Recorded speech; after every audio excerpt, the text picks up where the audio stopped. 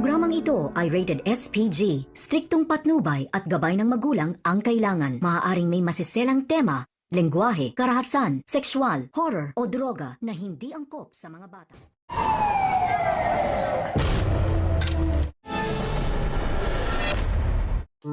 Hindi nga makapaniwala itong si Rigor sa balitang kanyang natanggap dahil bigla ngang lumapit ang kanyang tauhan. Sabay sabi na natagpuan na nila kung saan nagtatago si Tanggol at Ramon. Tinanong ni Rigor kung napas lang ba nila si Tanggol. Ngunit tulad ng mga unang operasyon ni Rigor ay natakasan uli siya ng mag-amang Montenegro. Kaya naman halos nanggigit-git sa galit itong si Rigor.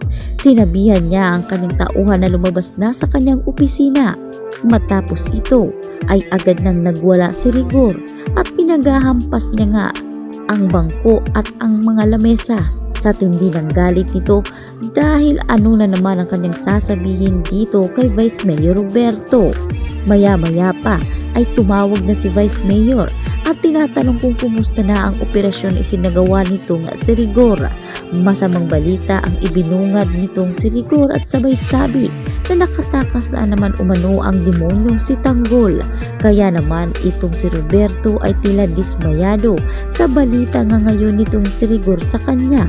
Dahil kung lamas lang umano ng mas maaga si Tanggol ay marahil hindi na sila hahantong sa ganito ka napakamapait na sitwasyon ang kanilang angkan. Kaya sinabi nitong si Rigor na napilayan umano niya sila Tanggol dahil naubos na ang mga kaibigan nito at may pinaplano namang masama itong si Rigor sa pamilya ni Tanggol. Dahil umaasa nga si Roberto na magagawa nga ni Rigor ang ipinangako nito sa pagligpit kay Tanggol Montenegro at sa ama nitong si Ramon.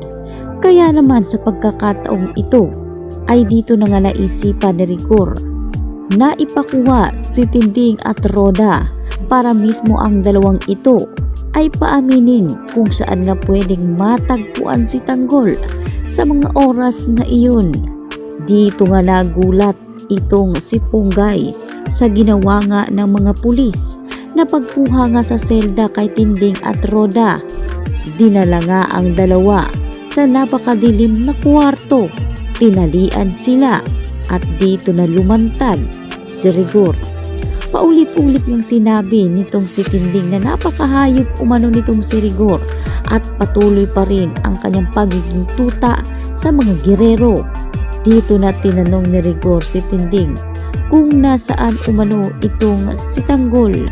Subalit, sinabi nga ni Tinding na kahit alam niya ay hindi niya nga ipagkakanulo ang kanyang apo sa kanyang mga kaaway. Kaya nangyari na ang matinding paghihirap ni Tinding sa kamay ni Rigor. Dito nga tinakpan ng bimpo ang mukha ni Tinding at binuhusan ito ng tubig habang si Roda ay nagmamakaawa ito na huwag umanong saktan at pahirapan ni Rigor ang ina ng kanyang asawang si Marites. Subalit dahil wala ngang makuhang impormasyon si Rigor at Roberto kay Roda at Tinding ay nakapagdesisyon tuloy si Roberto na kung hindi magsasalita ay iligpit na. Kaya naman ang pag-uusap ni Roberto at Rigor ay naaktuhan ni Mando. Narinig niya kung anong pinag-uusapan ng dalawa kaya nakapagdesisyon itong si Mando na puntahan at sundan si Rigor sa kwarto na pinaglalagyan ngayon ni Tinding at Roda. Akma sanang babarilin ni Rigor itong si Tinding, ngunit bigla ngang humarang si Mando. Sinabi ni Mando na police brutality umano ang ginagawa ni Rigor kay Tinding. Napakagahaman umano kung susundin ni Rigor ang mga utos ng mga girero. Naniniwala umano si Mando na may kaunting awa pang natitira sa puso ni Rigor at wag umano itong magpasakop sa galit. Ngunit itong si Rigor ay talaga namang napaluha dahil nag-aagaw na ngayon ang kanyang isipan at puso dahil minsan niya nangang naging biyanan itong si Tinding noong mga panahon na hindi pa nga nagtatalo si Marites at Rigor. Hindi nga kinaya ng konsensya ni Rigor na malugutan ang hininga si Tinding sa mismong kanyang mga kamay, kaya umalis itong si Rigor. Nagalit at dito na siya nagsimulang magtago.